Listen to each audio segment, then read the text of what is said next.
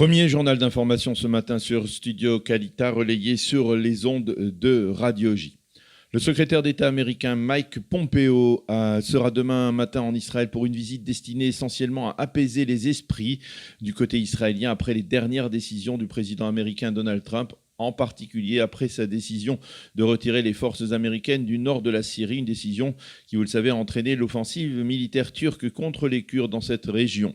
À Jérusalem, on veut savoir si les forces américaines resteront le long de la frontière entre l'Irak et la Syrie, parce que l'on estime qu'une telle présence a une importance cardinale face à l'omniprésence iranienne dans la région.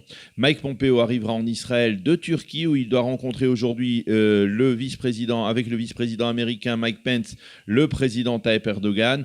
Mike Pence tentera de persuader Erdogan de cesser le feu face aux Kurdes et il le menacera de sanctions économiques. Dans un premier temps, le président turc avait annoncé qu'il refuserait de rencontrer Mike Pence et Pompeo, mais il s'est rétracté. Et hier, le président Trump a continué de défendre sa position visant à retirer donc les forces américaines du nord de la Syrie et il a tenté de minimiser la crise militaire provoquée par cette démarche très controversée. Avec sa logique simpliste, le président américain a affirmé « Si la Turquie pénètre en Syrie, c'est un problème entre ces deux pays et certainement pas un problème entre la Turquie et les États-Unis ». Fin de citation. L'affaire Nahama Issachar, mobilisation à New York et à Tel Aviv en faveur de la jeune israélienne qui a été condamnée par la justice russe, vous le savez, à 7 années et demie de prison pour avoir détenu 9,5 grammes de hashish. Samedi soir se tiendront à New York et à Tel Aviv 2 rassemblements de soutien et de solidarité avec la jeune fille.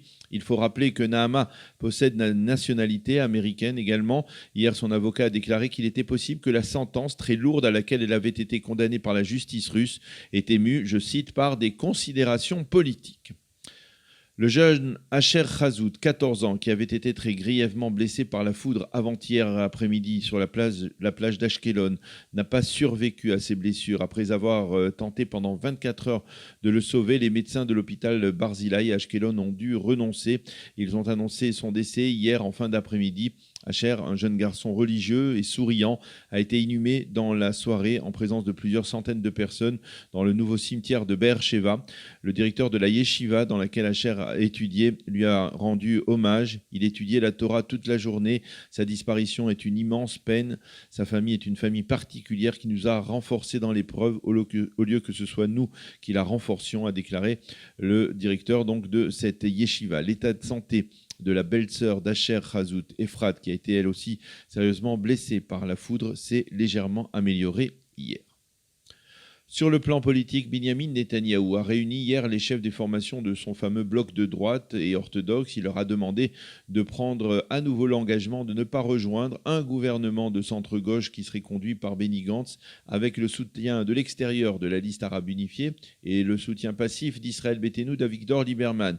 La plupart des têtes de liste ont renouvelé leur engagement envers Binyamin Netanyahou, à l'exception tout de même de Naftali Bennett et d'Ayelet Shaked, les leaders de la nouvelle droite. Au Likoud, on estime que si les partis orthodoxes ne viennent pas soutenir un tel gouvernement, eh bien, sa viabilité risque d'être très limitée. Mais il n'empêche que l'on est particulièrement inquiet au Likoud et que l'on craint que lorsque le président Rivlin confiera à Benny Gantz probablement dans la semaine prochaine, le soin de former une coalition gouvernementale, un effet de domino puisse se produire, et ce afin d'empêcher le pays de sombrer dans une 3e élection législative. Ceci étant, le président de la commission électorale centrale, le juge Hanan Meltzer, a demandé hier au conseiller juridique du gouvernement, Avichai Mandelblit, et au patron de la police d'ouvrir une enquête sur des irrégularités qui ont été constatées durant les élections du 17 septembre dernier dans 31 bureaux de vote à travers le pays.